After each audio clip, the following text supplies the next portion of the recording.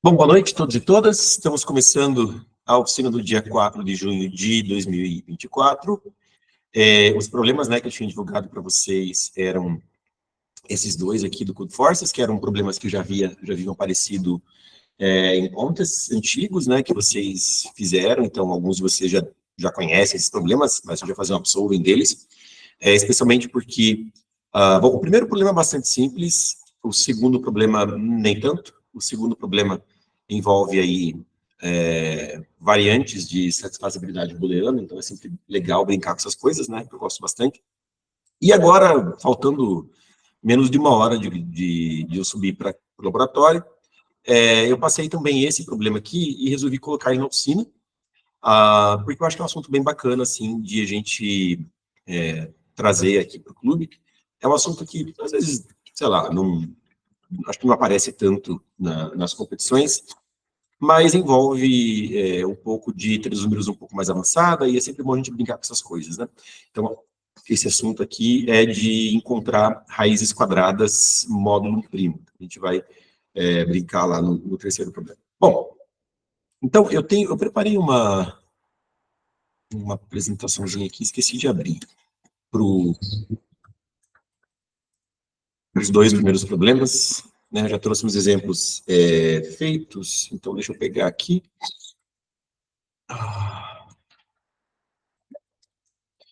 Oh, meu Deus do céu, não encaixam as coisas. Ah, que legal.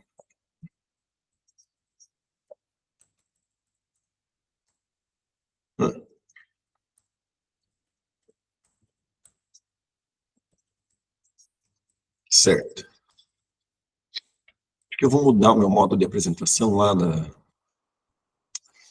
do Google Meet para a tela inteira.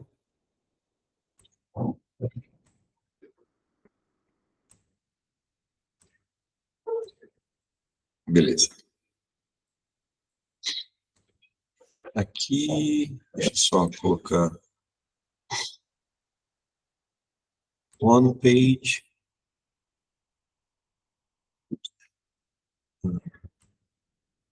Beleza. Aqui, acho que deu certo.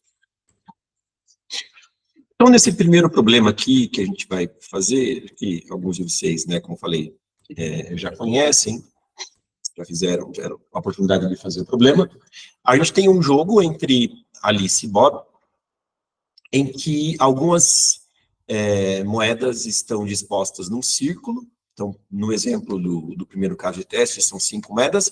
O círculo ele é representado na entrada como um array mesmo, como uma string, mas entenda que é uma representação de um objeto circular, né? Então, à direita desse D vem esse U, então é um círculo, tá? Cada caractere é U ou D, representando aí se a moeda está virada para cima, up, ou está virada para baixo, down. E o jogo, ele consiste no seguinte. Então, deixa eu pegar aqui um exemplo.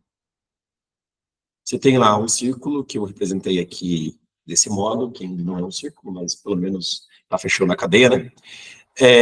Na sua vez de jogar, o jogador ele vai escolher uma moeda que esteja virada para cima, que não é o caso desse exemplo, e a moeda que ele escolher, ele vai pegar para ele e vai virar, alterar o estado das duas moedas adjacentes.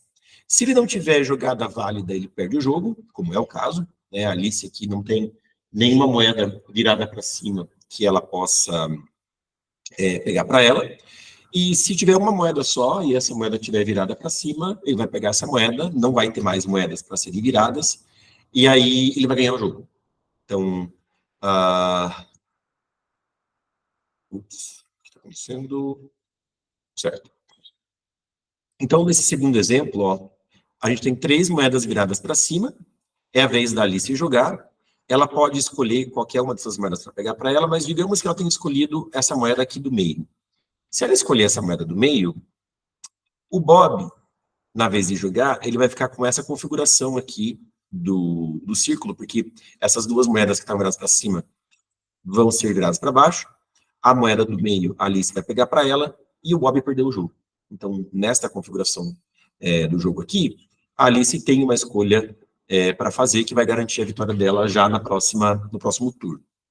Olha que legal esse outro exemplo aqui. Eu tenho uma moeda só virada para cima. A Alice é obrigada a pegá-la, inclusive, ela não tem nem outra escolha. E com isso vai virar as outras duas moedas adjacentes. O Bob vem nessa situação, tanto faz ele escolher uma ou outra moeda que está virada para cima, pela simetria, né, do jogo. Digamos que ele tenha escolhido essa primeira moeda aqui virada para cima. Desculpa aqui a má formatação. A gente vem para essa outra configuração aqui do jogo, ó, em que volta para a Alice uma configuração do jogo em que o número de moedas viradas para cima é 1, certo? Então, aqui também, a Alice, é a vez da Alice jogar, ela tem só uma moeda para poder escolher, só que a questão é que a gente está com um número de moedas menor, né? 2 menor que o caso anterior. Então, sempre que ela escolher a única moeda que ela puder, o Bob vai se ver numa situação de 2 moedas adjacentes para cima, ele vai escolher uma delas e vai voltar para a Alice de novo, uma configuração do jogo com só uma moeda, e assim a gente vai reduzindo até o momento em que tem só uma moeda para a Alice e ela ganha o jogo. Tudo bem? Esse é um exemplo, né, do que acontece quando tem uma moeda só virada para cima, a vencedora é a Alice. Isso porque cada jogador, na sua vez de jogar, nem vai ter escolha mesmo para fazer. Agora, uma coisa interessante para a gente observar é que 1 é um caso particular de um número ímpar, né? E a Alice ganhou o jogo porque ela tinha uma moeda, mas percebam que toda vez que eu tenho um número ímpar de moedas viradas para cima, a gente pode até pensar nos casos, né? Então, eu tenho um número ímpar de moedas viradas para cima, a Alice vai escolher uma delas para pegar para si. E quais são as opções do que a gente tem nas adjacências dessa moeda que a Alice escolheu? A gente pode ter 2 moedas viradas para baixo, a gente pode ter 2 moedas viradas para cima, ou a gente pode ter uma moeda virada para cima e uma moeda virada para baixo, certo? Aqui, a gente vai ter essas 2 moedas viradas para cima. Aqui, a gente vai ter essas 2 moedas viradas para baixo. Aqui, a gente vai ter uma moeda virada para baixo, outra moeda virada para cima. Vejam que, em todos os casos, a paridade do número de moedas viradas para cima mudou, certo? Porque aqui eu troquei uma configuração em que uma das moedas viradas para cima foi trocada por 2 moedas. Aqui, 3 moedas foram trocadas por 0. Aqui, 2 moedas foram trocadas por 1. Em todas elas, a paridade mudou. E é claro que a gente nunca pode exceder o número, que por mais que em algum caso aqui, né, que é o primeiro, o número de moedas viradas para cima aumente, mas o número total de moedas no jogo diminui. Então, a gente está sempre indo para uma configuração do jogo com um número total de moedas menor do que a configuração atual. Então, por indução, a gente prova aí por indução, de que se a vez é da Alice de jogar e o número de moedas viradas para cima na configuração dela é ímpar, ela ganha o jogo. Senão, ela perde, né? Assumindo aí que a Alice e o Bob jogam otimamente.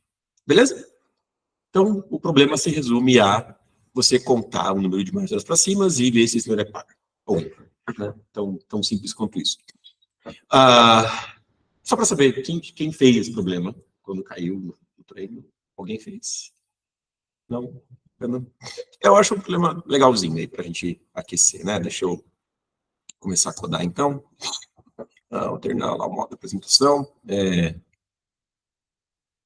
Ok. Agora tem...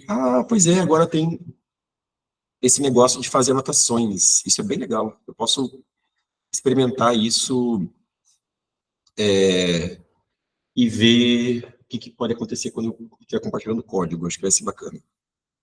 Bom, deixa eu apresentar aqui. Olha só. Deixa eu abrir aqui o... Eita. Certo.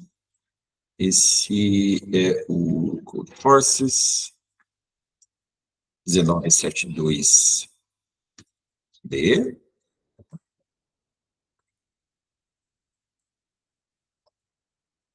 Ops.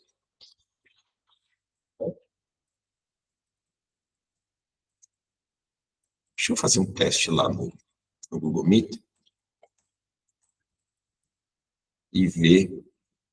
Eu vi esses dias, numa reunião aí que eu entrei, que havia essa possibilidade de escrever dentro do Google Meet. Ah, olha que legal. Ah, mas apaga, né? Oi.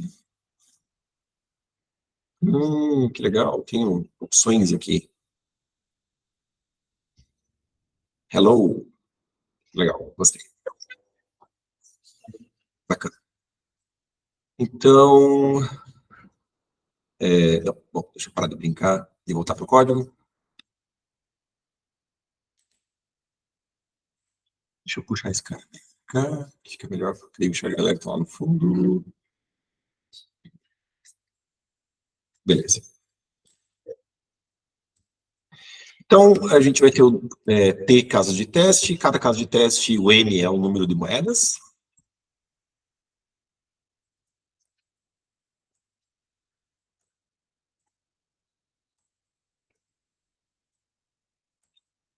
Que é a primeira coisa que a gente lê. E a gente vai ler também a string das moedas, que chamar de S, são no máximo 100 moedas. Alguém pediu para entrar?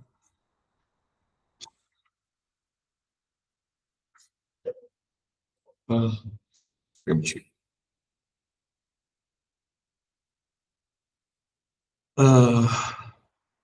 Certo.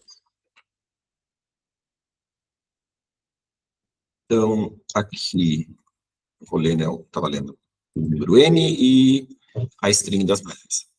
Eu vou ter a minha resposta, que é a quantidade de moedas viradas para cima. E só vou contar aí a quantidade de moedas, então, viradas para cima. Se esse valor for par ou ímpar, eu imprimo sim ou não, né? Então, pega a paridade aí do valor. Se é ímpar, responde sim, ali se ganha. Se é par, responde não, ali se perde. E aí, pessoal? Beleza? Alguma dúvida? Alguém viu fazendo alguma besteira aí? Não, também? Beleza. Então, eu nem testa, né?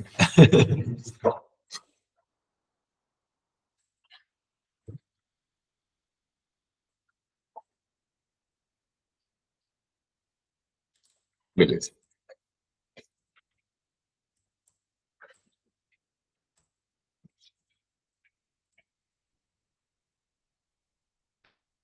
Deixa eu deixar alguma coisa no fundo aqui para não ficar fundo infinito.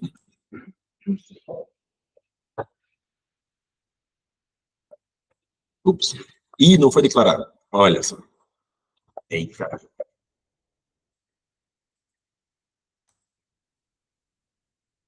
Beleza. Pegar a entrada.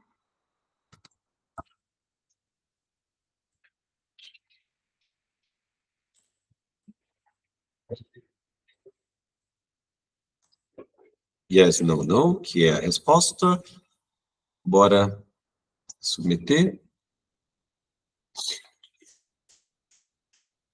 Não é esse cara.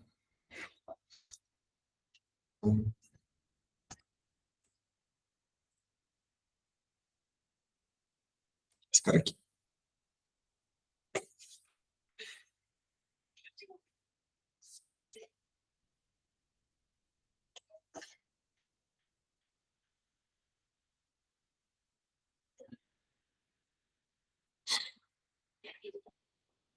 Vamos lá. Bom, deixa eu abrir no próximo já. Que eu fechei a página do clube aqui.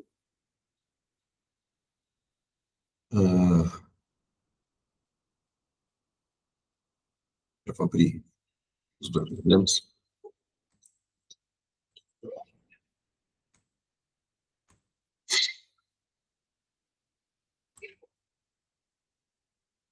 Certo.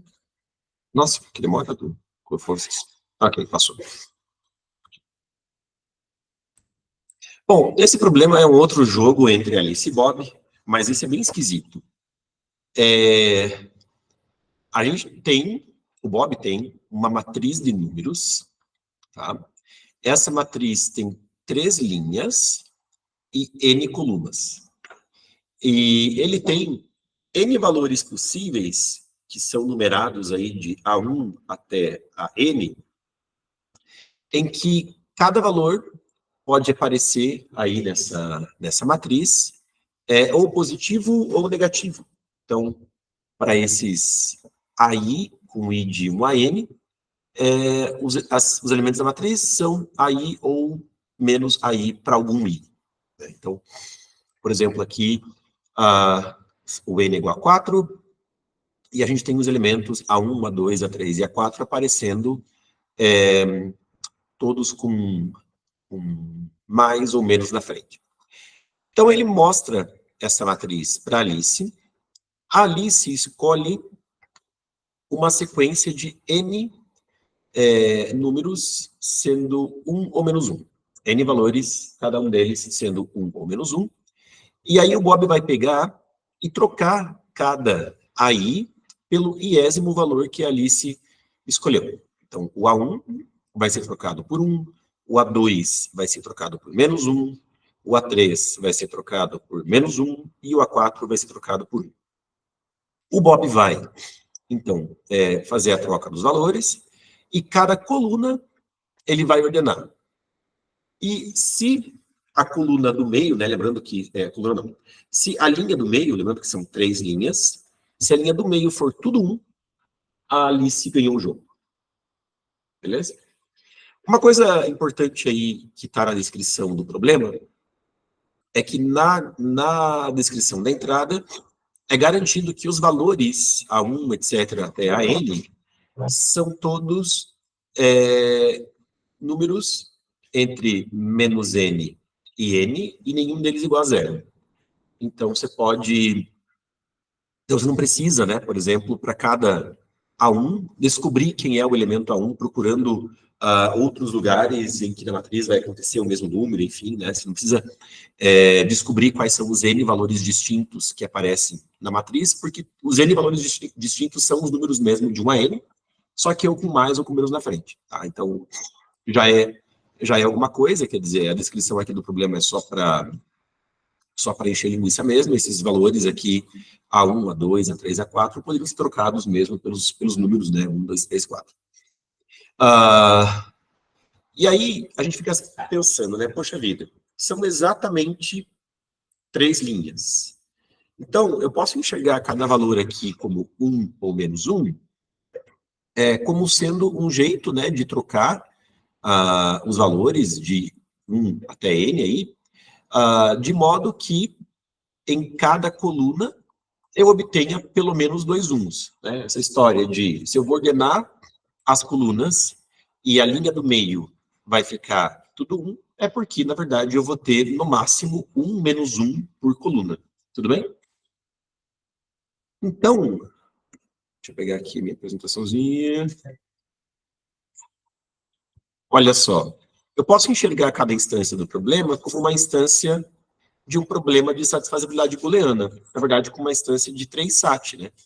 Em que cada coluna corresponde a uma cláusula 3-SAT, certo? Então, aqui, 1 menos 4, 1, corresponde à cláusula x1, não x4, x1, e uma atribuição de inteiros, né? Uma atribuição de valores 1 ou menos 1 para os elementos da matriz, né? Uma substituição dos elementos da matriz aí por uns e menos uns, corresponde, na verdade, a uma valoração das variáveis da fórmula 3-SAT. Né? Então, se eu, por exemplo, aqui atribuir os valores verdadeiro, falso, falso, verdadeiro, para as variáveis x1, x2, x3 e x4, respectivamente, eu vou obter aqui a seguinte satisfazibilidade dos literais de cada cláusula. Né? Então, aqui eu percebo aqui que na primeira cláusula eu tenho 2 literais sendo satisfeitos, na segunda cláusula eu tenho 2 literais sendo satisfeitos, 2 literais são satisfeitos e 3 literais são satisfeitos. Né? Então, quando eu ordenar cada coluna, os falsos vão vir tudo para a primeira linha e eu vou ver na segunda linha tudo verdadeiro. Então, esse é o problema 3-SAT, que é um problema super difícil, né? A gente fica com medo. Puxa, e agora como é que resolve o problema? Se eu reduzir para 3-SAT, 3-SAT não é completo, né? Só que não é bem o 3-SAT, porque em cada cláusula eu quero satisfazer pelo menos 2 literais. E o 3-SAT em que eu quero satisfazer não pelo menos 1, mas pelo menos 2 literais por cláusula, ele é muito fácil. Essa variante do 3-SAT, na verdade, a gente pode reduzir para o 2-SAT.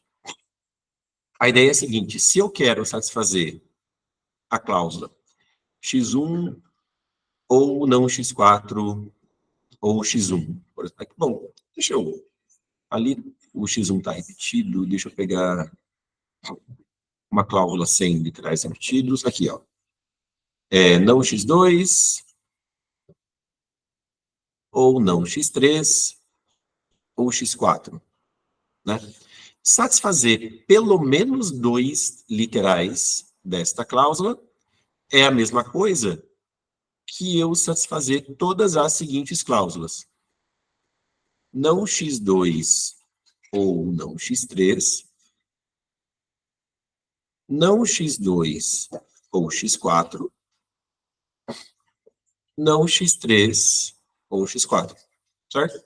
Se eu vou satisfazer pelo menos 2 literais em cada cláusula, todas essas cláusulas 2-SAT vão ser satisfeitas. Então, eu consigo transformar uma instância 3-SAT desse 3-SAT em que eu quero satisfazer pelo menos 2 literais por cláusula, numa fórmula 2-SAT, certo? Cada cláusula vai ser substituída aí por 3 cláusulas. Então, a transformação na instância é linear, e 2-SAT a gente sabe resolver em tempo linear, né? Com com o algoritmo preferido aí de vocês, de encontrar componentes fortemente conexas num grafo dirigido. A gente teve aí, recentemente, no clube, uma oficina que o Henrique Mendes trouxe para a gente sobre o LeSAT. Então, quem não conhece o LeSAT, dá uma olhada lá na oficina dele. Mas, então, eu não vou explicar de volta a solução. Mas, basicamente, uma fórmula 2-SAT é satisfazível sem somente ser no grafo das implicações.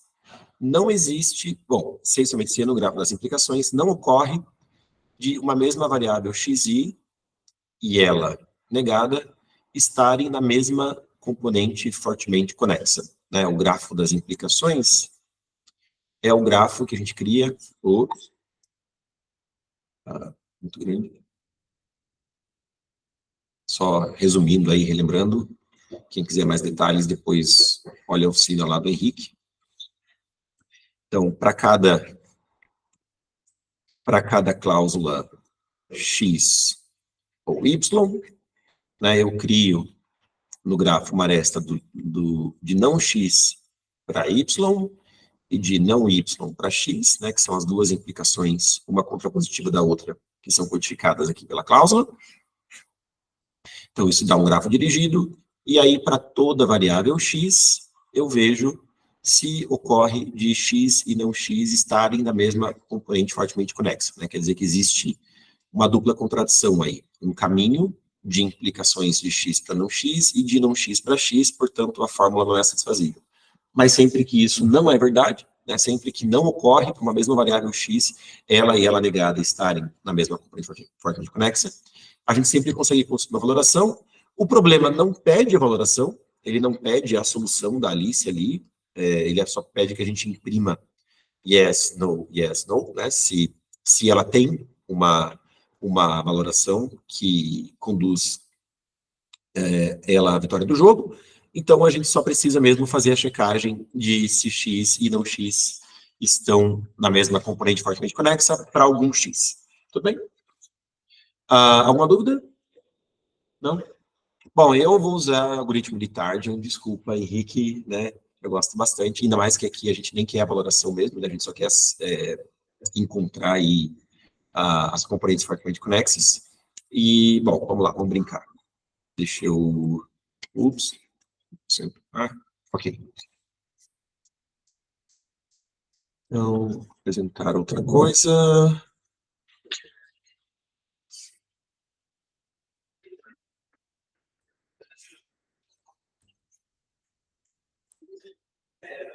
Bom, bastante coisinha aqui para codar, mas é bacana também a gente conversar um pouquinho sobre código. Né? Esse problema tem um código um pouco mais puxado. Vamos lá. Eu não vou comentar também... Ups, eu estou no arquivo errado. Esse é o Code Forces 1971H. Eu não vou comentar também sobre o algoritmo de Tardian, tá? Ele está lá na jornada de iniciação. Todo mundo pode dar uma olhada lá. Só uma pergunta bem, assim... Fica lá. É Tardian ou Tarjan? Então, em inglês, acho que a galera fala Tardian. Eu acho que uma vez eu ouvi alguém falando... Também tem uma discussão muito séria na Summer. Se era Tardian. Então, eu ouvi uma vez alguém falando Tarian, tipo, como se J fosse um I. E eu assumi, não sei por que esse fosse o certo. Mas eu acho que ele é americano. E aí, tipo, ele sendo americano é Tardian. Né? Okay. E eu ouvi outras pessoas já falando Tardian. Eu só vi brasileiros falando Tarjan, mas aí... não sei, eu acho que deve ser Tardian. Então está confirmado aí, Raul? É Tarjan. Hã?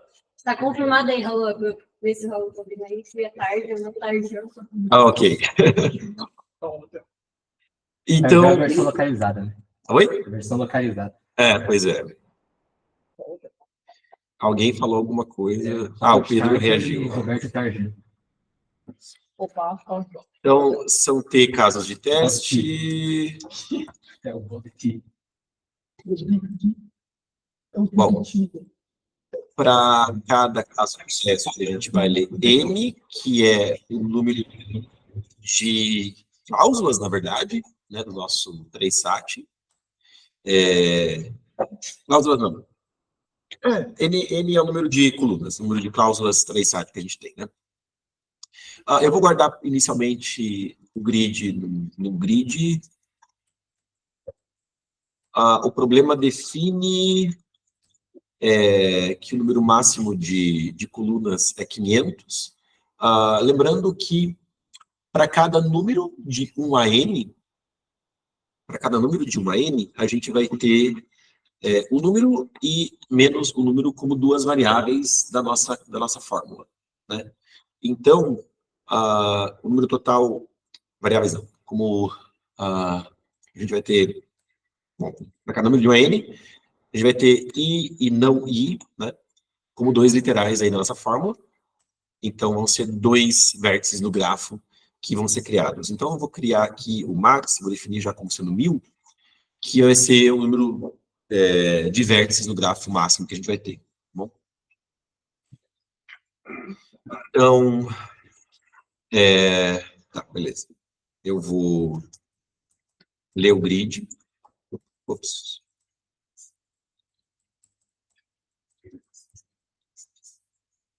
Então, vamos ler o grid.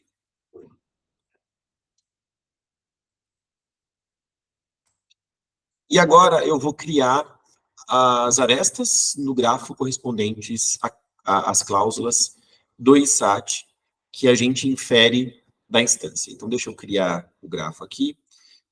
Vou fazer sim, typedef, vector.int é VI. Então, a gente sabe que o grafo vai ter no máximo 1000 vértices. Né? Como os números são de 1 a n, o que eu vou fazer é o seguinte, para cada i, 2 vezes i vai ser o literal positivo, e 2 vezes i mais 1 vai ser o literal negativo, correspondente ao valor i do grid. Então, a gente sabe que os vértices, né, vão estar no intervalo aí de 2 até 2n mais 1. Esses vão ser os vértices do grafo. Tudo bem? Eu acho que vai ser mais fácil fazer assim, para percorro as cláusulas, né, as n cláusulas, e as n colunas, né, do grid, e eu sei que são 3 cláusulas que eu preciso criar na minha fórmula do ISAT, né? Então, portanto, são, para cada cláusula, 2 arestas no gráfico que são criadas. Vou fazer isso com uma função close, que vai criar as 2 arestas no gráfico, correspondentes a cláusula 2SAT, vamos começar aqui, né, com as posições 0 e 1 dentro da coluna.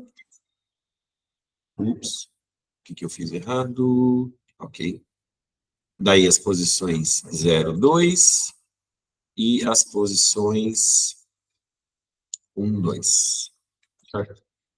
Então, por os literais 0 e 1 na cláusula 3SAT, eu crio uma cláusula 2SAT, os literais 0 e 2 na cláusula 3SAT, eu crio uma cláusula 2SAT, e 1, 2, crio outra cláusula 2SAT. Beleza? Essa função clause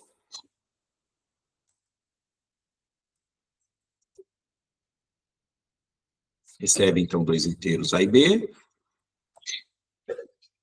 E a gente precisa, então, criar uma aresta do literal não A para B e uma aresta do literal não B para A, certo? Então, eu vou ter aí uma função que eu vou chamar de vert, que converte para vértice inteiro, que basicamente é eu pegar o valor tudo inteiro e somar com o resultado desse teste. Então, eu sei que os elementos, né, da matriz são positivos ou negativos. Então, pega o valor absoluto deles, multiplica por 2 e soma com 0 ou 1, dependendo se o número original lá no grid é negativo ou não. Beleza? E aí, então, vai uma aresta de menos A para B, Y é B, e vai uma aresta de menos B para A. Ok? Beleza. Aí, uma vez construído o grafo, a gente vai rodar um target. Eu vou rodar a partir de todos as possíveis origens. Os vértices são de 1 até 2n mais 1. Lembrando que para rodar target, a gente tem que inicializar as coisinhas lá. Então, eu vou ter o vetor de visitados, aquele valor que é o ciclo, né, que identifica o ciclo dos vértices. A componente, né, que é o identificador da componente onde está cada vértice, que é isso que o algoritmo de Target computa. O contador da ordem, em que o vértice está sendo visitado pela busca, e o contador das componentes, que eu vou chamar aqui de comp counter. Tudo isso tem que ser inicializado. Eu poderia inicializar com main set, mas eu, por força, tenho um pouco de medo de ficar fazendo main set assim para cada caso de teste. Eu prefiro zerar só a faixa de valores mesmo usados.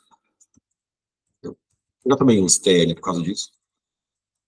Então, dos vértices de 2 a 2n mais 1, a gente vai inicializar aqui o visitado como 0. Acho que isso é o suficiente só. No target é só o visitado que você tem que colocar como 0. Inicializa o contador da ordem da busca, inicializa o contador das componentes e roda o algoritmo. Aí o que eu vou ter que fazer é verificar, né, se ocorre, depois que eu rodei o algoritmo, partindo de todas as origens, se ocorre de ter um vértice do grafo, ele e a sua versão negada estarem na mesma componente. Então, eu posso fazer o seguinte: para tudo índice i de 1 a n, eu olho a componente em que está o literal positivo correspondente ao número i, e olho onde está o literal negativo correspondente ao número i. Esses valores têm que ser diferentes. Então, vou começar aqui com a resposta valendo 1, e ela se mantém 1 se esse teste validar. Beleza? Aí, imprimo sim ou não, de acordo com a resposta. Eu tenho que resetar a estrutura do grafo, né, para o próximo caso de teste. Também não vou fazer isso com o main7, vou ser mais cuidadoso. E será que limpar, né, o grafo para cada vértice só que eu usei. Ok? Sobre a main, alguém tem alguma dúvida, comentário? Eu só esqueci de inicializar todos os índices dos Gerações. Como é que é? Oh, meu Deus! Tá. É mais fácil colocar no critério. Então, às vezes eu escrevo, tipo, int, j, mas aí fica todo for colocando int ali, então eu gosto de colocar na abertura da função. Enfim, varia. E C++ não, né? Hã? Pois é. E deixa eu implementar o Tardium só. Vou colocar aqui. Então, é uma DFS, né? Não deixa de ser uma DFS, então se está visitado, cai fora. Ops, aqui não é int, é void. Se não está visitado, a gente vai visitar, e a gente tem a informação do ciclo lá, né? Começa, a gente visita com o contador da ordem, por isso que o contador começa em 1, não em 0, e incrementa o contador para o próximo uso, e o visitado é marcado, então, com a ordem, e o ciclo também inicializado com esse valor. A gente tem que manter no algoritmo de tarde uma pilha, né, onde os vértices vão sendo empilhados. Então, deixa eu criar aqui essa pilha.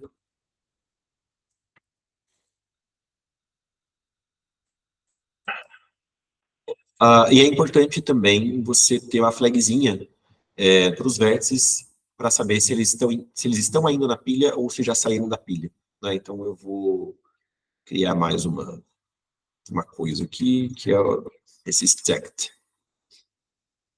Então, entrou na pilha, marco como empilhado. E isso eu tenho que inicializar aqui também. Posso fazer assim. Daí, percorro todos os vizinhos. Para cada vizinho que eu percorrer, tardian no vizinho, estando ele visitado ou não.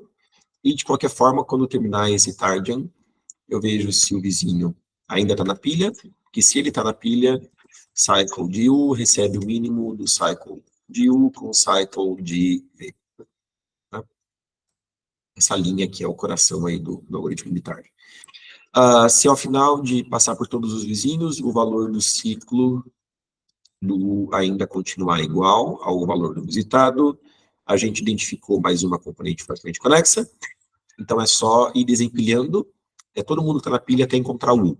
Então pega um vértice V, enquanto V não é U, né? V recebe o cara no topo da pilha. Lembrando que saiu da pilha tem que tirar, tem que atualizar a flag de stacked e define que a componente do vértice V é o contador das componentes e depois incrementa o contador das componentes para o próximo uso. Né? Beleza? Alguma dúvida, pergunta? Não. Claro que o algoritmo de tarde vocês têm no caderninho. Né? Essa é uma implementação que eu gosto. Sei que ela não é das mais bonitas, das melhores, mas eu gosto bastante dela, porque é didática. Eu vou ensinar o algoritmo de tarde, mas pesquisando aí vocês vão ver implementações mais bem arrumadinhas do que essa. Alguém viu alguma outra besteira que eu tenha feito no código? Não? Eu vou então alterar o modo de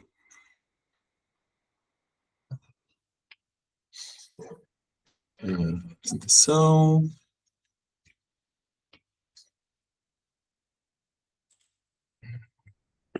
Certo. Ops. Olha a barra do Google Meet.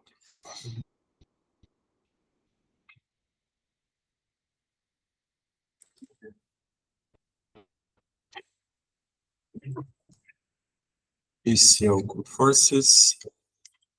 H. N não foi declarado. Eita. O N tem que ser global, inclusive. Põe aqui.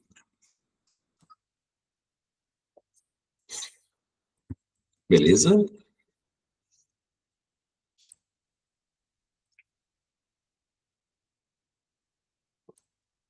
Yes, no. Yes, no. Aqui é a resposta. Podemos submeter. Tá, mas é coisa. Deixa eu voltar para cá.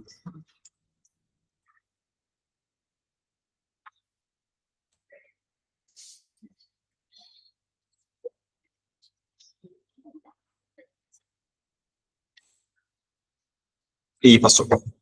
Ok? Não, aqui já disse que passou, né? Beleza. Bom, vamos para o próximo problema. Eu vou fechar isso aqui, que eu não vou mais usar. É o problema que eu coloquei lá na página, quase começando. Ó, o que aconteceu? Travou aqui. Beleza. O problema, ele é bem direto, enunciado, quer dizer, é literalmente encontrar raiz quadrada módulo primo. O que é uma raiz quadrada módulo primo? Então, cada caso de teste consiste em um par de números, y e p, sendo que p é o número primo, e o que você quer é encontrar um x, tal que x quadrado é y módulo primo. Tá, esse problema, ele é, assim, razoavelmente clássico, de teoria dos números, ele tem bastante importância para um monte de coisa na computação.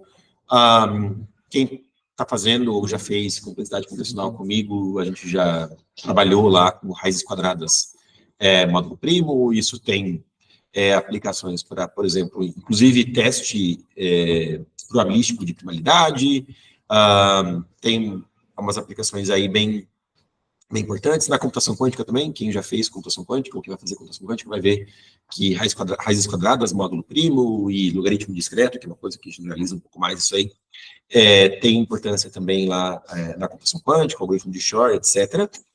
Aqui, a gente está num contexto, né, de raiz quadrada, módulo primo mesmo, né, não é módulo N, que normalmente é primo. E esse problema dá para resolver eficientemente com computação probabilística. Tá? É um dos problemas aí por os quais a gente conhece um algoritmo probabilístico eficiente. Tem, inclusive, mais de uma abordagem interessante para você encontrar raízes quadradas em módulo primo, quando elas existem.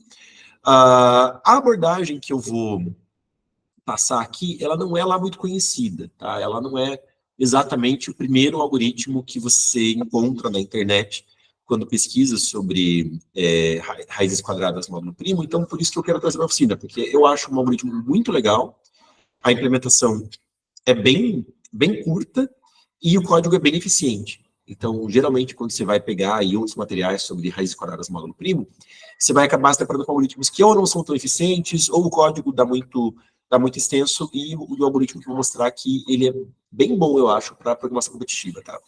E não é tão fácil de encontrar ele, pelo menos não explicado desta forma como eu vou explicar. Então, algumas coisinhas primeiro, tá? Bom, primeiro é que nem todo número possui raiz quadrada módulo primo, né? Quando eu considero aí os resíduos, aqui eu acho que inclusive é um exemplo, todos os resíduos possíveis módulo 5, né, os números de 0 a 4, nem todos eles têm raiz quadrada. Tá? 0 tem raiz quadrada módulo 5. E a raiz de 0 módulo 5, qual que é? Zero. 0, né? Que 0 vezes 0, 0 quadrado é 0. Tudo bem? A raiz de 1, qual que é? 1. 1 quadrado é 1 módulo 5. Tudo bem? Agora, 1 tem mais do que uma raiz módulo 5. Tem outro número cujo quadrado módulo 5 também dá 1. Qual que é? Não. Eu estou falando da aritmética módulo 5. Então, só os números de 0 a 4 são válidos. É o 4. Hã? É o 4. o 4, né? 4 quadrado também é 1, módulo 5, né? Que é 16, 16 é 1 módulo 5. Então, percebam que o 1 tem duas raízes quadradas, né? O 0 tem uma raiz quadrada só, isso sempre vai acontecer. 0 sempre vai ser um resíduo quadrático, que a gente chama. Resíduo quadrático é um número que é um resíduo, portanto, estou falando de resíduos módulo primo, né? E é um resíduo que é um quadrado. Um resíduo quadrático. Esse é o termo mesmo. É um resíduo que é o quadrado de outro resíduo. Tudo bem? Agora, 1 tem duas raízes, 1 e 4. 4 tem raízes, já que falamos dele. Diga uma raiz de 4, módulo 5. 2, né?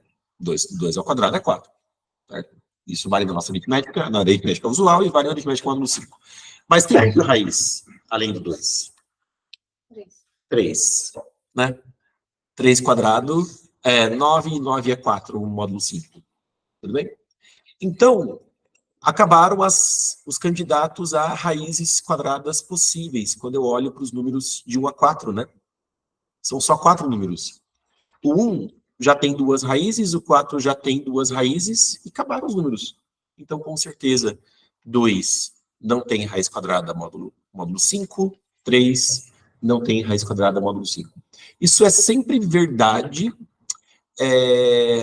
que módulo P,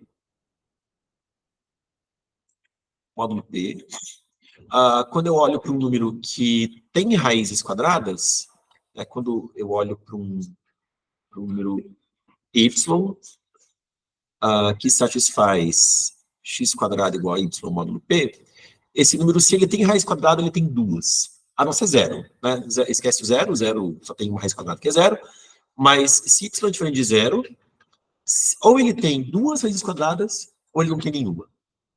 Ou seja, a gente vai ter, então, que metade dos números vão ter raízes quadradas, vão ser resíduos quadráticos, e a outra metade não. Dos números de 1 a p-1. Tudo bem? Metade vão ser resíduos quadráticos, a outra metade não. Como que a gente identifica se o número é um resíduo quadrático ou não é? Aí vem um teorema importante aí da teoria dos números, que tem a ver... não acredito. Eu fechei o documento. Então, create, vai. Apertei alguma coisa que eu não devia apertar.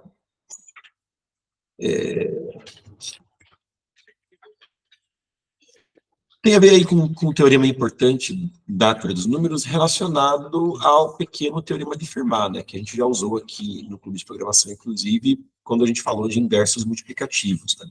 O pequeno teorema de Fermat, ele diz que para todo A maior que zero, A na P menos 1 é um módulo P. Né.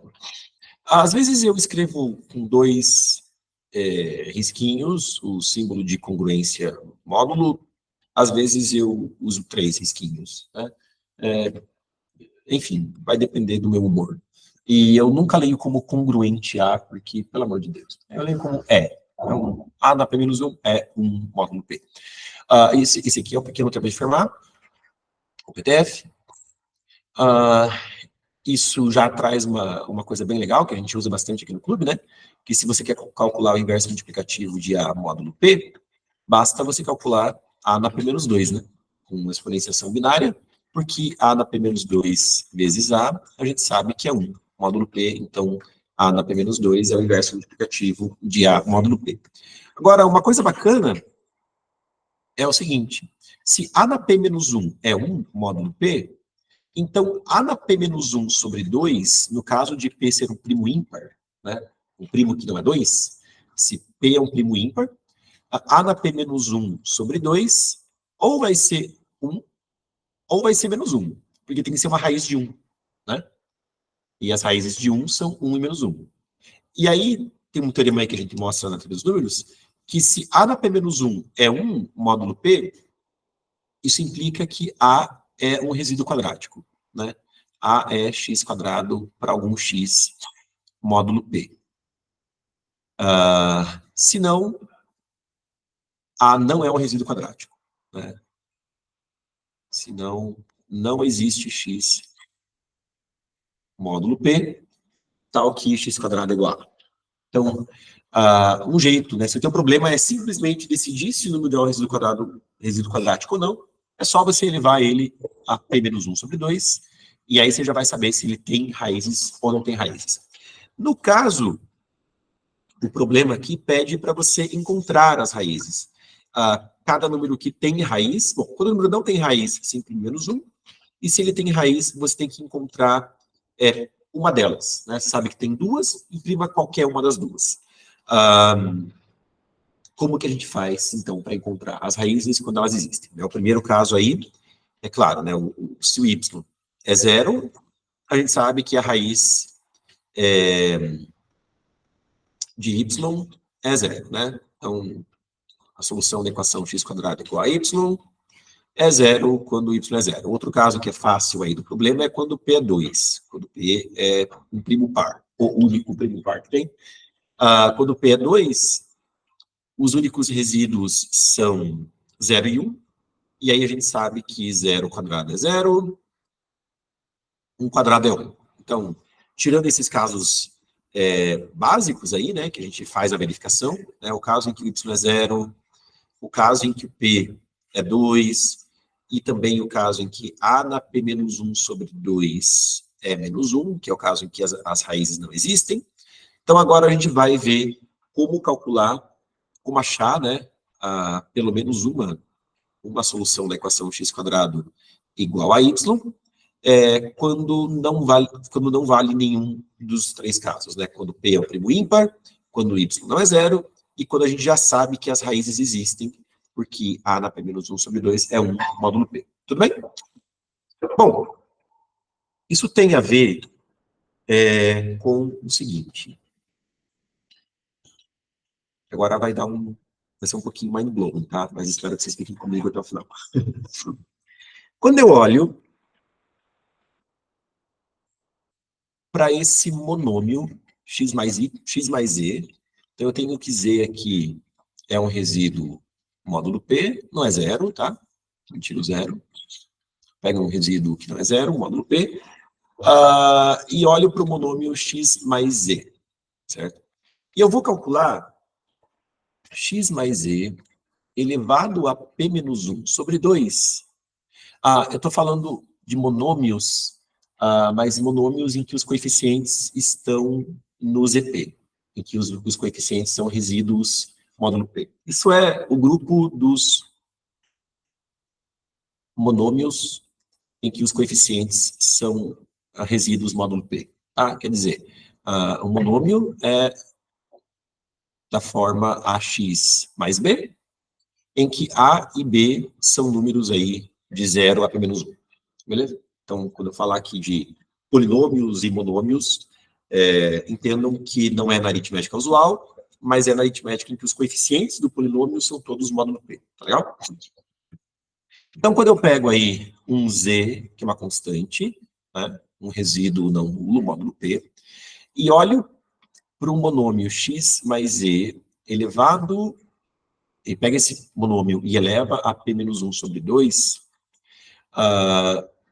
isso na aritmética, deixa eu botar aqui, isso na aritmética módulo x menos a aqui é a solução que eu estou procurando, é a raiz quadrada de y módulo p, certo? Então, supõe que eu já conheço qual que é essa raiz, né? Se eu já conhecesse, o que eu poderia falar sobre o polinômio, que é a elevação do monômio x mais y a p-1/2. Bom, eu sei que, se eu estou falando de uma aritmética módulo x menos a, cada multiplicação de monômios vai dar um número, vai dar um resíduo módulo p, né? Porque aqui é um monômio, tudo bem? Então, o grau do polinômio resultante tem que ser menor do que 1. Então, fica só o resíduo módulo p, beleza? Porque estou fazendo as contas módulo x menos a. Tranquilo? Ok. E isso E veja, o próprio monômio, né, x mais e, módulo x menos a, também é um número, também é um resíduo módulo p. E na hora que eu faço esse número, esse resíduo módulo p, faço esse resíduo elevado a p menos 1 sobre 2, isso vai dar 1 ou menos 1, né, porque as contas são feitas todas na aritmética do ZP, certo? Então, na aritmética do ZP, isso aqui vai dar 1 ou menos 1. Então, se eu pegar na aritmética do ZP esse 1 ou menos 1 e fizer o resto da divisão por x menos a, vai continuar 1 ou menos 1. Tudo bem? Ok? Então, de novo, né, eu não estou considerando os coeficientes dos monômios da aritmética usual, e sim na aritmética módulo P. Beleza? Ok.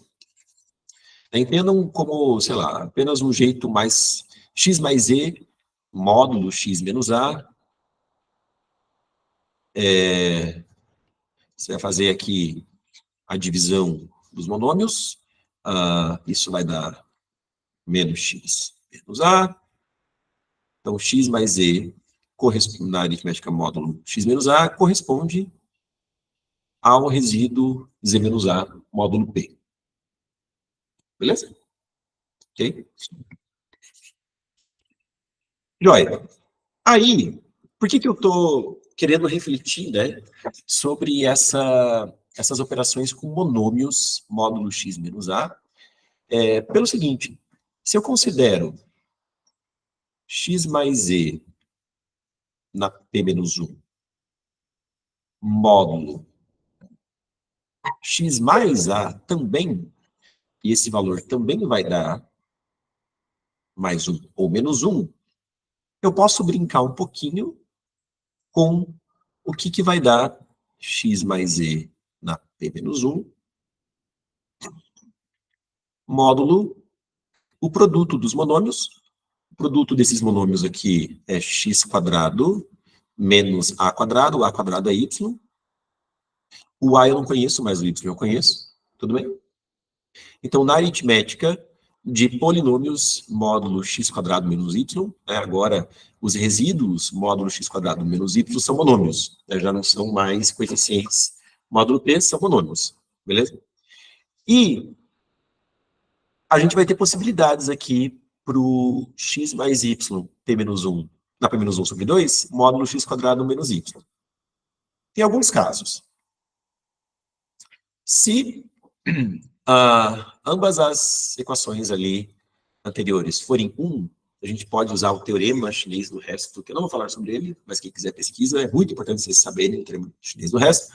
A gente consegue provar que x mais y na p menos 1 sobre 2 também vai ser 1 módulo x quadrado menos y. Agora, e nesse caso a gente não fica feliz, tá? E eu já vou explicar por quê. Então, se você pegou um z lá, eu não queria já falar do algoritmo, mas vamos falar sobre o algoritmo rapidinho. A ideia, no final, a gente vai ver que o algoritmo é bem simples, consiste em você sortear um resíduo z, módulo p, um resíduo não nulo, e fazer x mais e na p menos 1 sobre 2, módulo x quadrado menos y. Porque y você conhece, e você consegue efetuar multiplicação de monômios na aritmética módulo p, módulo x quadrado menos y. Tudo bem? E se você se você sorteou um z, para o qual vale que essas equações aqui, né, que você não consegue calcular porque você não conhece o a, mas se você sorteou um z, no qual você cai no caso em que ambas as equações são 1 ou ambas são menos 1, a gente não fica feliz. Tá?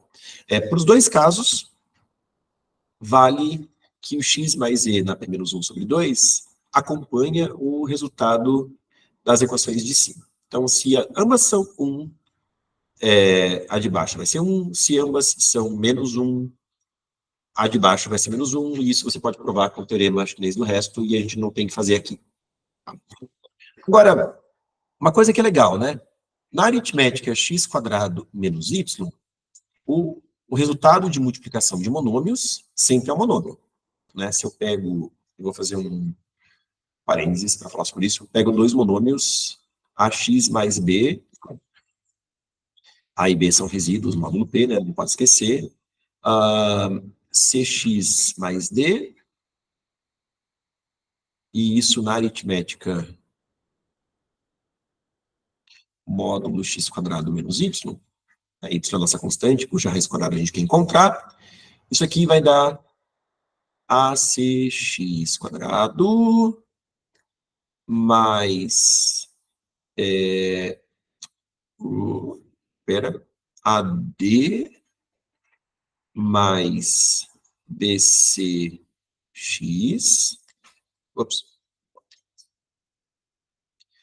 mais BD. Isso, módulo... deixa eu puxar para cá, né? Isso, módulo x² menos y. Olha lá, né? Então, ACX² mais AD mais BCX mais BD, quero dividir por x² menos y. AC menos ACX². Isso vai dar, então, AD mais BCX mais menos BDY, não sei se a gente colocar aqui, né? Mais... não. ACY. Mais BD menos ACY. Certo? Então, a multiplicação dos monômios AX mais B com CX mais D, módulo x² menos y, sempre vai dar um monômio, que é o monômio AD mais BCX. Então, esse aqui é o coeficiente do termo com x, e esse aqui é o coeficiente do termo livre, né?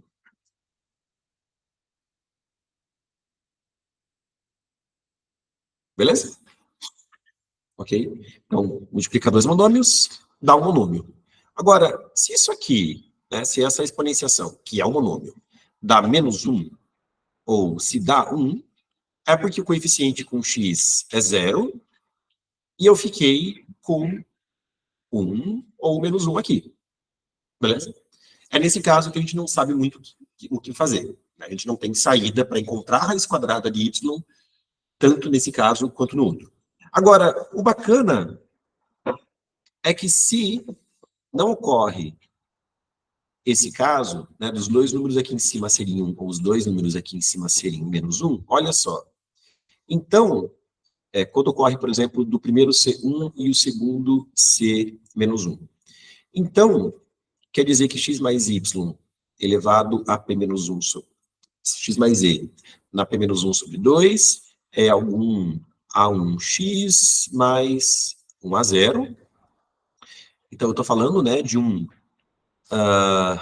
A1x mais A0, que é 1 módulo x menos a, e um A1x mais A0, que é menos 1 módulo x mais a, ou o contrário, né? Ou é menos 1 aqui e 1 aqui. Nesse caso, deixa eu apagar isso aqui. Olha só que legal.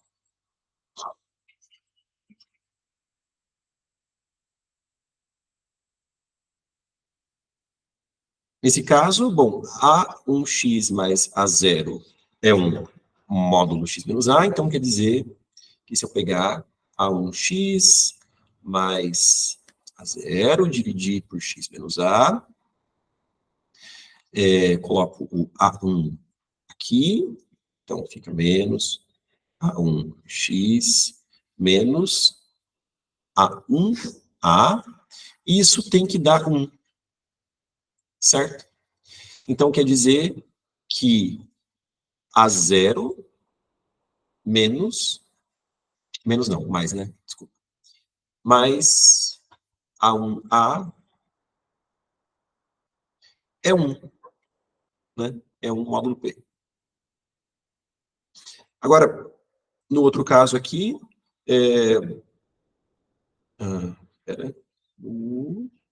e aqui o A1x mais A0 é menos 1 módulo x mais a. Então, aqui vem x mais a. Aqui tem que dar menos 1. Então, e aqui vai dar menos, né? Então, eu vou ter que o A0 menos A1A é menos 1, módulo P. Na hora que eu somo essas duas equações, eu vou ter que 2A0 é 0. Então, o A0 é 0 também. E aí eu vou ter que o A1A é 1. Tcharam. Acabou. Eu queria encontrar A, né?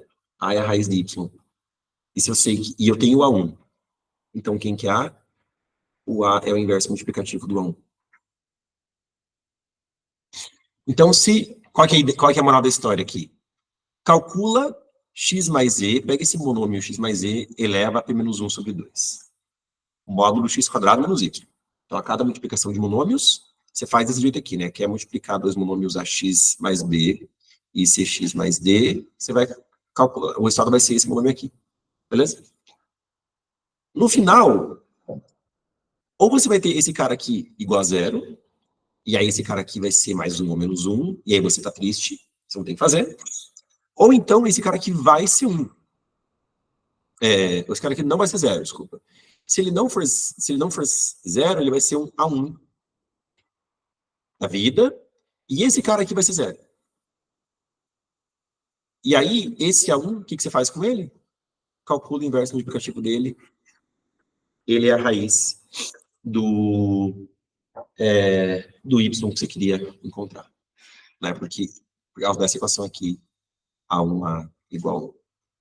Bonito pra caramba, né, gente? Convenhamos. No caso aqui da zero ali no início, como que você sabe como vai ter? Não, é que você não sabe. Você só deu ruim. O Z que você pegou... Como você faz esse caso? Tá, já chego lá. Então, digamos que você pegou um Z que deu ruim. Pegou um Z que deu ruim, quer dizer um Z em que aqui o coeficiente do x deu 0. Né? Aí você não sabe o que fazer por essa estratégia de encontrar a raiz quadrada. Uma coisa que é legal é que se eu olho para os Zs, tais que essas duas equações, ambas valem 1 ou ambas valem menos 1, esses Zs, eles, na verdade, correspondem a um subgrupo dos resíduos positivos. Na verdade, não é bem os Zs, são os monômios x mais e com z resíduo não nulo. Então, os monômios x mais e, para os quais vale que ambos são menos 1, ou ambos são 1, módulo x menos a e x mais a, eles formam um subgrupo. Enfim, provem isso. Quem sabe o que eu estou falando, quem sabe o que é grupo, quem sabe o que é subgrupo, dá para provar. E ele sendo um subgrupo, né, vale o teorema de Lagrange, que a ordem do subgrupo divide a ordem do grupo. Talvez o teorema mais importante que é a teoria dos grupos. Quem não sabe do que eu estou falando, pesquise, porque isso é bem legal. E aí, então, quer dizer o quê? Que a quantidade de Zs para os quais dá ruim, né, para os quais ambas as equações são 1 ou ambas são menos 1, essa quantidade de Zs tem que dividir a quantidade total de Zs, que é P menos 1. Então, eu tenho que, para pelo menos metade dos Zs, não vale de as duas equações darem 1 ou darem pelo menos menos 1. Então, para pelo menos metade dos Zs, vai dar boa. Então, eu tenho um algoritmo probabilístico em que a probabilidade de sucesso é pelo menos meio. Quer dizer, a probabilidade de erro do algoritmo é no máximo meio. Se eu rodar o algoritmo 2 vezes, a probabilidade de erro vai dar no máximo um quarto. Se eu rodar o algoritmo k vezes, a probabilidade de erro vai dar 1 sobre 2 na k. Né? A probabilidade de erro cai exponencialmente no número de rodadas, que é tudo que a gente quer. Certo? Então, ela fica arbitrariamente próxima de 0, por número pequeno de rodadas. Então, a ideia é, bom, se deu ruim para o Z que você sorteou, sorteio de volta. E sorteio de volta, o número esperado aí de sorteios vai ser bastante pequeno, até você encontrar um Z que dê boa. Tudo bem? Tem que encontrar um Z, tal que no monômio resultante, o coeficiente do x não vai ser 0, e aí você vai pegar esse cara calcular a inversa multiplicativa dele, e beleza, você encontrou a raiz que você queria. Bonito, né? O código é simples. É diferente que tem raiz? Hã? É porque tem que fazer essa garantia antes, né? A garantia antes. Lembrando que primeiro a gente vai pegar o y lá e calcular na P-1 sobre 2, né? A gente não pode esquecer disso. Aí, se isso der 1, a gente sabe que tem raiz. Aí, por isso, a gente vai seguir em frente. Porque se aqui já der menos 1, a gente já imprime lá menos 1, né? Não tem raiz e acabou. E aí, pessoal? Beleza? Deixa eu ver se alguém falou alguma coisa no Google Meet. O pessoal do Google Meet está aí comigo? Alguém quer perguntar, falar alguma coisa? Beleza? Ok. Então, vamos lá. Esse algoritmo, para referência, para vocês encontrarem, eu sempre esqueço o nome do primeiro cara. O segundo é o CARP. O primeiro cara é o CARP. O segundo cara é o Raban. O primeiro cara é o Berle-Kemp. Esse algoritmo é um algoritmo... Na verdade, uma aplicação do algoritmo de Berle-Kemp-Raban para encontrar raízes quadradas no módulo primo, tá? Mas o algoritmo é bem mais poderoso que isso. Ele, inclusive, pode ser estendido para encontrar raízes não só quadradas, e, inclusive, não só módulo primo, mas módulo, enfim, outras situações como módulo corpo de Galois, tem outras aplicações, tá? Mas é um algoritmo bem poderoso, e na versão encontrar raízes quadradas módulo primo, ele se resume a isso aqui, né? Algoritmo bem fácil de codar, bem eficiente, não é nada que é custoso, porque é só fazer elevações na P-1 sobre 2, então isso aqui vai ser bem de boa de fazer, né? Muito bem. Bom, deixa eu codar uma vez. O código não tem segredo. Talvez uma coisinha lá que vai ser legal vai ser a multiplicação dos monômios, mas é só, enfim, fazer a conta com os coeficientes, também não tem segredo nenhum. Eu vou chamar esse cara aqui. Bom, o nome desse line judge é Yosu, sei lá. E o nome do problema é SQRT mod. É assim que eu vou identificar ele lá no Dropbox do clube, tá? Eu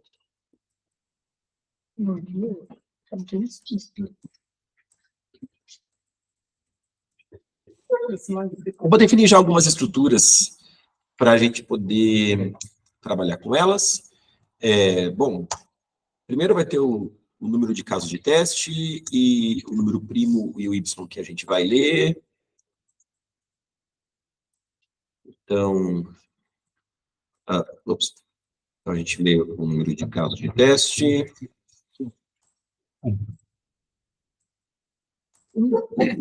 E aí, para cada caso de teste, a gente vai ler o y e o primo. E eu vou deixar global. Né? O y a gente tem que conhecer ele globalmente para fazer as aritméticas módulo x² menos y, e o p também, porque as aritméticas dos coeficientes dos polinômios são tudo módulo p. Né? Aí eu vou definir aqui uma estrutura monômio, chamar de monômio, que tem dois valores, a e b, representando o monômio ax mais b. Tá legal?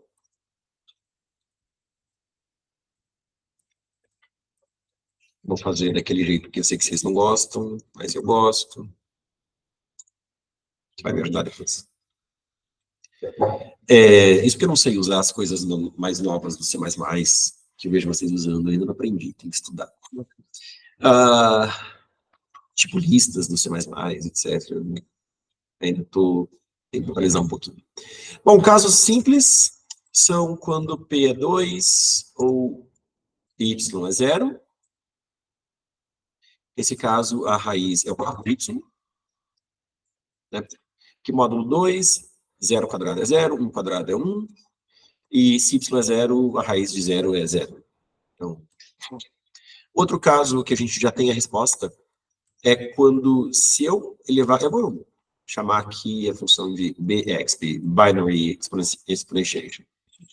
Então, se eu calcular y, tá, p menos 1 sobre 2, e isso der diferente de 1, ou seja, der menos 1, mais ou menos 1, na verdade, tem que lembrar que é o p menos 1, né? Que é o menos 1 módulo p, que é p menos 1.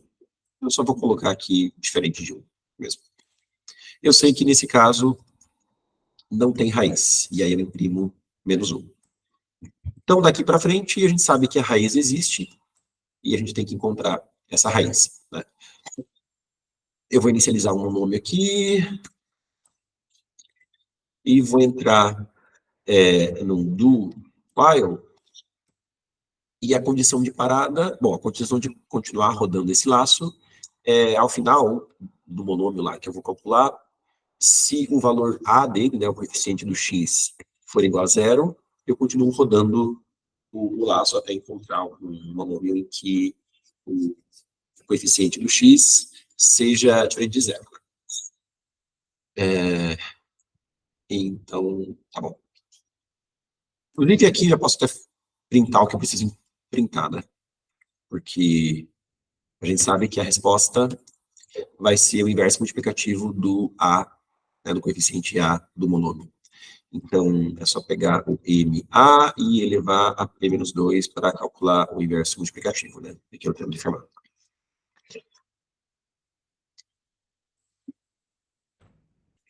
Aqui dentro do while, eu vou sortear um número. A princípio seria sortear módulo P.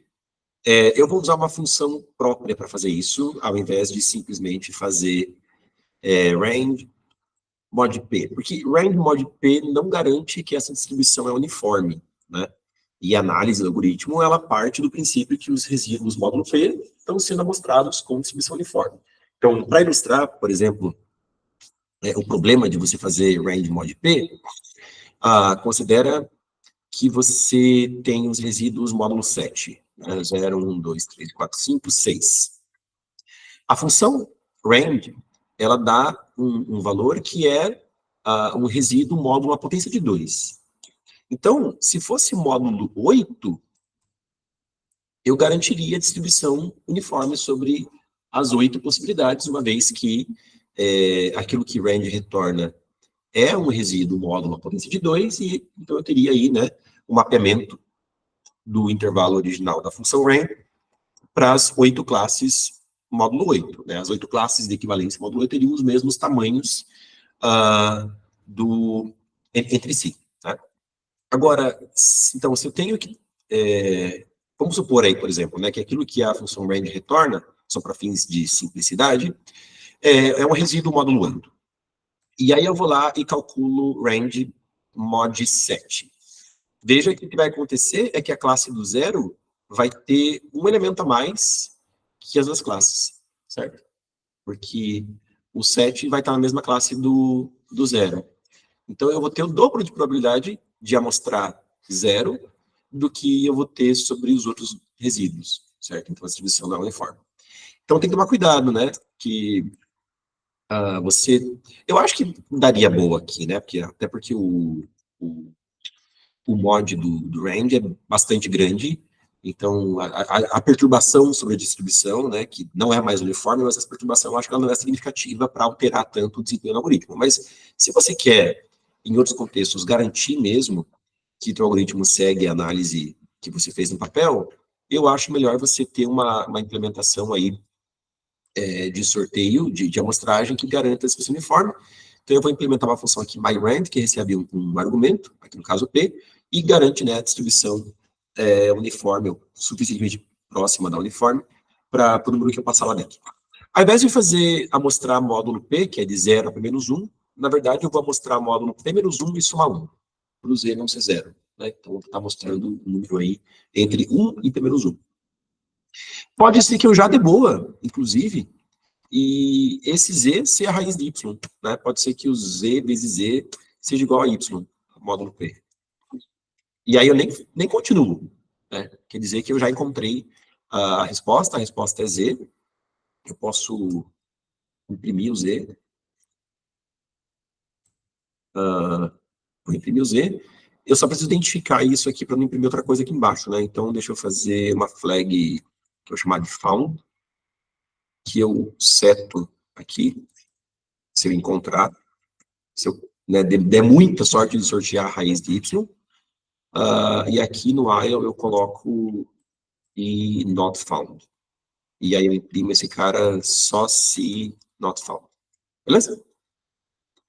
Agora, se não dei sorte, né, de sortear a raiz de y, eu tenho um z lá que eu sorteei, eu vou pegar o meu monômio e vou calcular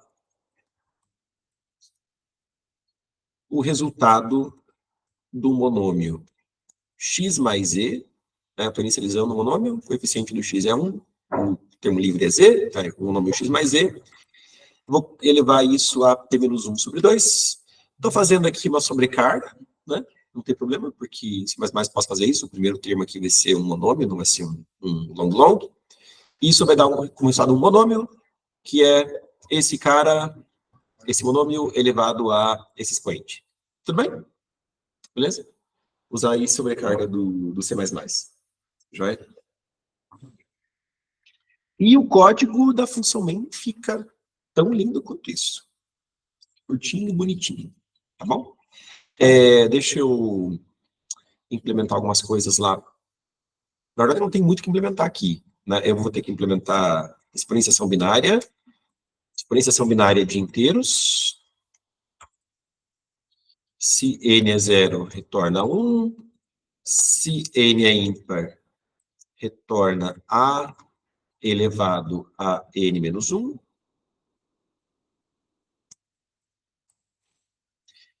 Se não, calcula a elevado a n sobre 2, pega o resultado e eleva ao quadrado. Beleza? Vou implementar também exponenciação binária de monômios. Para isso, deixa eu implementar multiplicação de monômios. Vou implementar multiplicação de monômios. Pega o monômio M1, o monômio M2 e multiplica, né? Lá na lousinha, que vocês não estão vendo, mas eu tinha escrito que multiplicar ax mais b por cx mais d,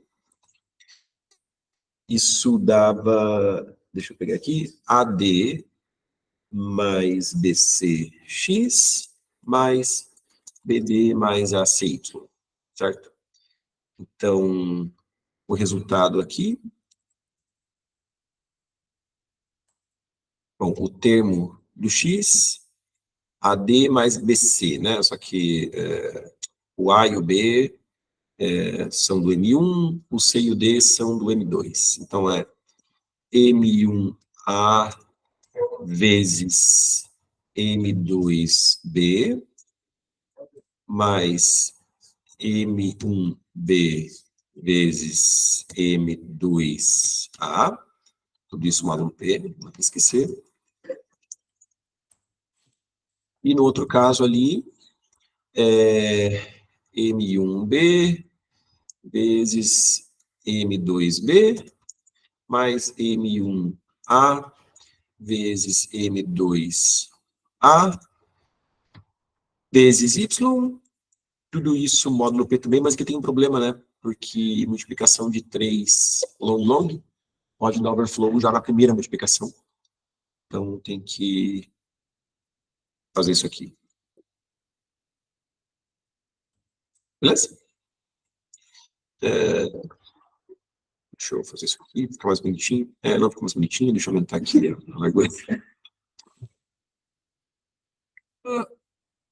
Beleza, ponto e vírgula. Agora ficou mais bonitinho, pô.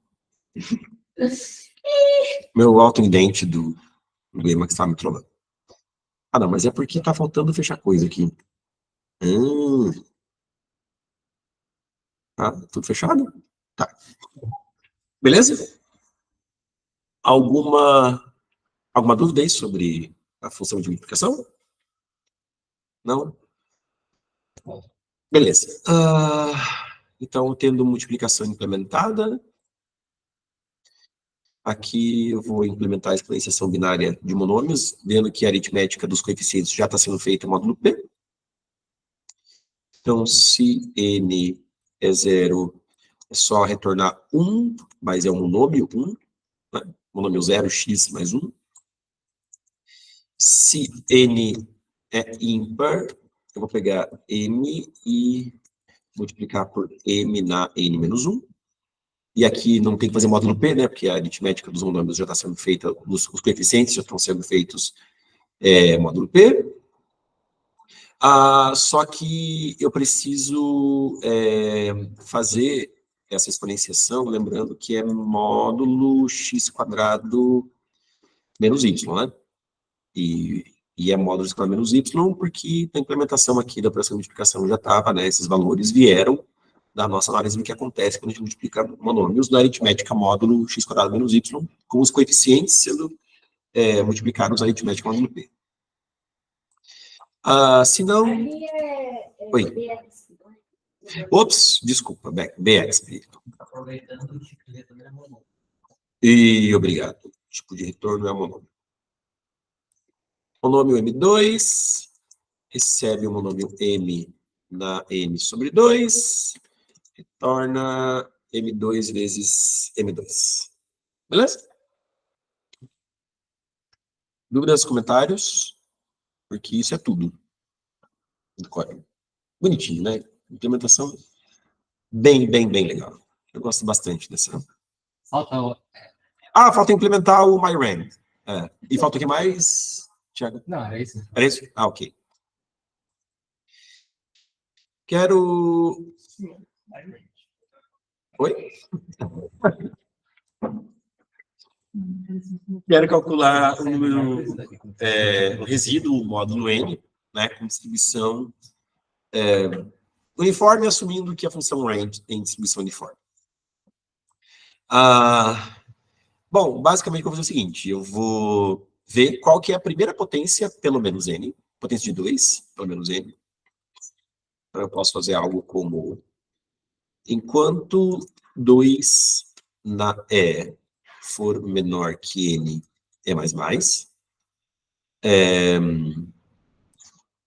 e aí, quando eu encontrar a primeira potência de 2, que é pelo menos n, eu vou fazer a range módulo essa potência de 2. E se o resultado der pelo menos n, eu sorteio de volta. Tudo bem? Essa é a ideia. Então, você quer fazer aritmética módulo 7, então sorteio o número módulo 8. Se por acaso der um número que é pelo menos 7, der 7, sorteia de volta. E sorteia de volta, e sorteia de volta. Você sabe que a probabilidade de você ter que fazer 2 sorteios no máximo meio. Você tem que fazer 2 sorteios no máximo 1/4. Tem que fazer K sorteios no máximo 1 sobre 2 da K.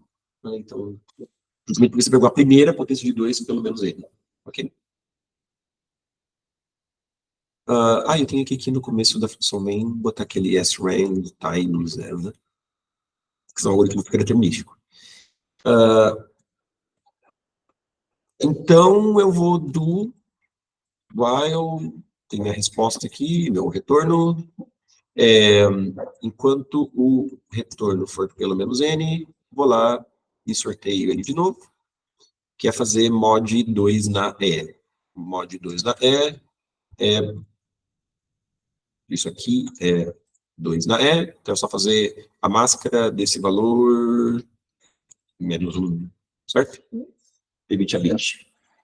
Que mod é uma operação lenta demais, né? Então, a gente podendo não usar mod e usar operações bit a bit. Porque mod tipo 8 é a mesma coisa que fazer e bit a bit 1, certo? Então, 2 na E, faço E bit a bit com 2 na E menos 1. Isso é a mesma coisa que fazer mod 2 na E.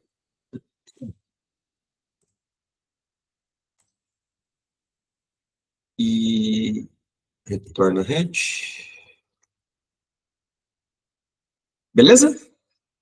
Alguma observação, comentário? Não? 8h30 já. Legal.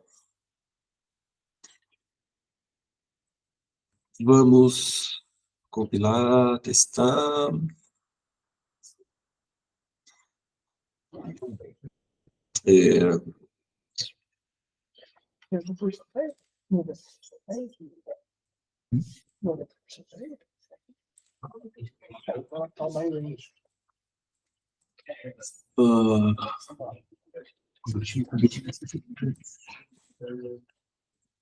Compilar, compilou.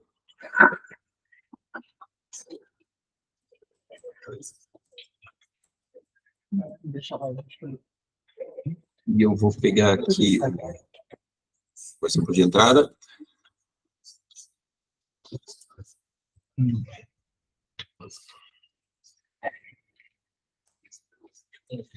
Não deu os mesmos valores do exemplo, ó. Mas, bom, os resíduos que não têm raiz, 2 e 3, deu menos 1, menos 1. Agora, na verdade deu. É que quando eu testei, tirar as outras raízes, vamos ver, quer ver? Ó, aqui deu outra raiz de 1, deu 4, tá vendo? 4 é raiz de 1. Ó, aqui deu 3, 3 também é raiz de 2. Então podem acontecer aí, né, de uma raiz ou outra aparecer e tá tudo bem. Que legal. Vamos...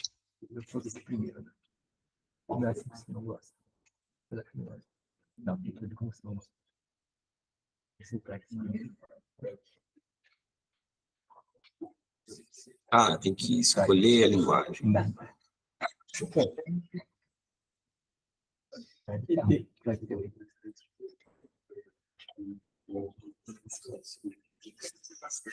Esse online judge é bem lento.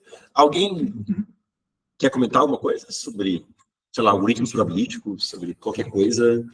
Fazer perguntas? Dúvidas? Alguém que está online também? Tiago, professor, para aprender mais sobre a matemática utilizada nessa solução, aritmética modular, teoria de grupos, recomenda algum material ou disciplina?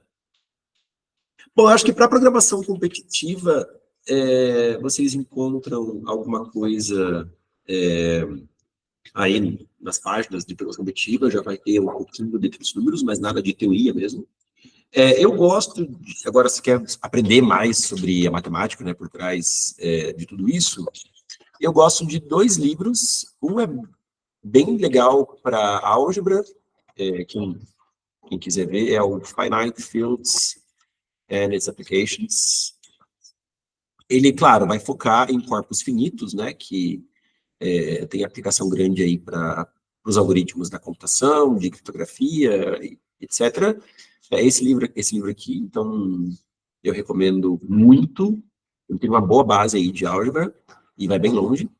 Além disso, além desse livro, eu recomendo também o livro da Alice para algoritmos probabilísticos, né, que é Probability and Computing. O famoso livro da Alice, do Mitsumaha Yupfal. Então, esse livro aqui. E ele também, como vai falar de algoritmos probabilísticos relacionados a três números, né, como primalidade, etc., ele também vai abordar um pouco essas coisas. Então, a parte da álgebra, eu recomendo o outro livro lá, do Finite Fields, e da parte de algoritmos probabilísticos, eu recomendo esse livro aqui. Os dois são muito bons. Tá? Essa explanação desse algoritmo, talvez vocês não vão encontrar tão fácil, nem no livro nem no outro. Né? Ela é basicamente o algoritmo lá que agora esqueci o nome do carinha, que eu já tinha escrito, mas enfim, é aquele cara lá, né, o Berlekamp-Raban, é esse algoritmo aplicado mesmo no contexto, tá? Então, vocês não vão achar tão fácil por aí. Beleza? Mais alguém tem uma pergunta aí sobre os tópicos abordados? Vamos olhar se você passou. É verdade. Vamos olhar se passou. Ih, passou. Legal, assim. Beleza? Pessoal, fiquem bem. Eu coloquei na página do clube uns treininhos lá, 2 contas. Um contest é bem grande. Deixa eu mostrar para vocês. Ele é bem grande porque os problemas têm 3 versões. Médio, fácil e difícil. Cada problema tem 3 versões, tá? Então vocês podem se divertir bastante aqui. E outro problema é um Div 2 aí, para o pessoal mais experiente. Um Div 2 antigo, mas tem uns problemas que eu achei bem legais. Então dei uma olhada neles já e gostei. Então, divirtam-se. Pessoal que está online, obrigado. A gente se vê, então, na próxima semana, né? O pessoal que está aqui pode ficar aqui até as 9h20. Valeu, pessoal. Obrigado.